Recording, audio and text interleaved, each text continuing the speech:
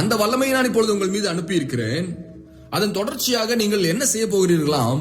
மகா மேன்மையான மகத்துவத்தை வரும் நாட்களிலே நீங்கள் விளங்க பண்ண போகிறீர்கள்.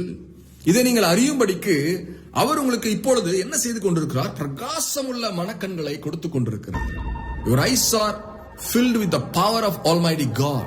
It is not the eyes that you are seeing, but you are seeing through the eyes of the Almighty God. சர்வ வல்லமையுள்ள தேவனுடைய கண்களின் மூலமாக நீங்கள் இப்பொழுது பார்க்க ஆரம்பிக்கிறீர்கள். உங்களை சுற்றி இருக்கிறவர்களை பார்க்க ஆரம்பிக்கிறீர்கள்.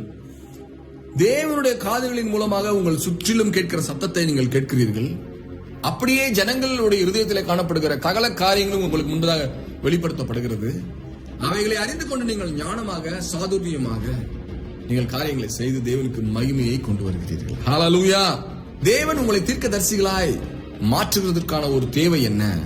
இந்த பூமியிலே யுத்தம் நடந்து கொண்டிருக்கிறது.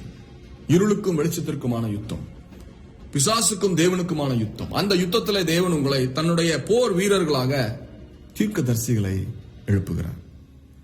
ஏனென்றால் 20வது வசனத்திலே எல்லா துரைத்தனத்திற்கும் அதிகாரத்திற்கும் வல்லமைக்கும் கர்த்தத்துவத்திற்கும் இம்மையில் மாத்திரமல்ல மறுமையிலும் பெயர் பெற்றிருக்கும் எல்லா நாமத்திற்கும் மேலாய் அவர் உயர்ந்திருக்கத்தக்கதாக என்று எழுதியிருக்கிறது.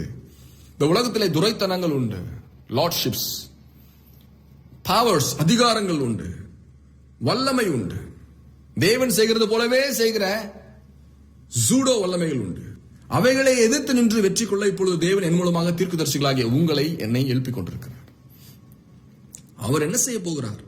அவரை உன்னதங்களில் தம்முடைய வலது பாதத்தில் உட்காரும்படி செய்து எல்லாவற்றையும் அவருடைய பாதத்திற்கு கீழ்ப்படுத்தி என்று எழுதினார். நம்முடைய கடமை தேவனுடைய சொத்துக்களை அவருடைய பாதத்திற்கு கீழாக போடுவது. எப்படி போட முடியும்? சட்டப்பூர்வமாக அதை செய்ய வேண்டும். தேவனுடைய சட்டங்களின் பூர்வமாக அதை செய்ய வேண்டும். தேவனுடைய வார்த்தை என்கிறதே அவருடைய சட்டமாக இருக்கிறது.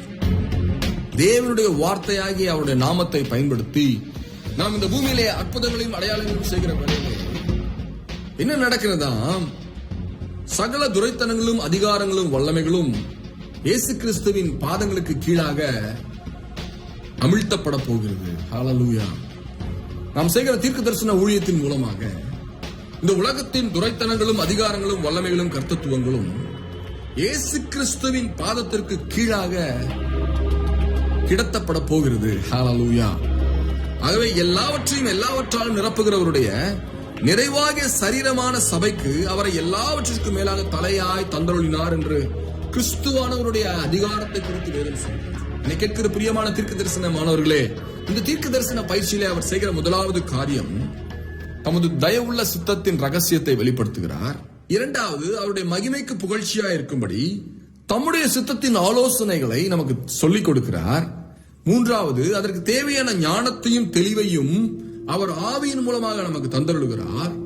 அது நிமித்தம் நாம் என்ன செய்கிறோம்? அவருடைய சுதந்திரத்தின் மகிமையின் ஐஸ்வர்யத்தை நாம் பெற்றுக் கொள்ளுகிறவர்களா இருக்கிறோம். அப்படிப்பட்ட தேவனுடைய சுத்தத்தை அறிகிற வல்லமை நமக்குள் காணப்படும் பொழுது நாம் எதை சுமந்து கொண்டு இருக்கிறவர்களாய் மாறிவிடுகிறோம்?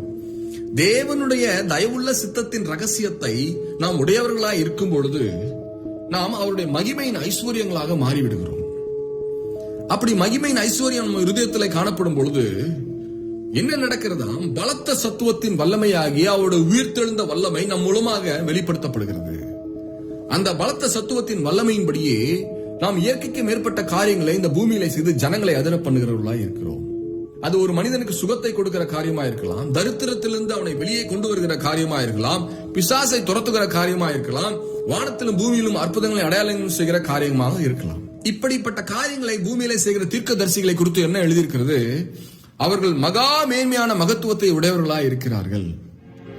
அவர்களுக்கு தேவன் பிரகாசமுள்ள மனக்கண்களை தந்தருளுகிறார் என்று எழுதியிருக்கிறார். எனக்கு பிரியமான தீர்க்க தரிசன மாணவர்களே, மாணவிகளே, தேவன் என் மூலமாக உங்களை சந்தித்தார். பல காரியங்களை என்னிடத்திலிருந்து கற்றுக்கொள்ளும்படியாக தேவன் விரும்புகிறார். தேவன் இந்த நாளிலே என் வார்த்தையின் மூலமாக உங்களை சந்தித்திருக்கிறார்.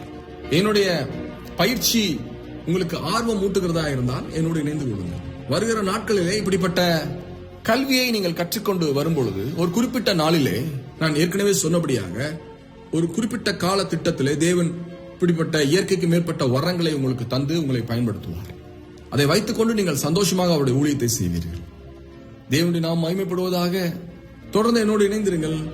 God bless you. Shalom.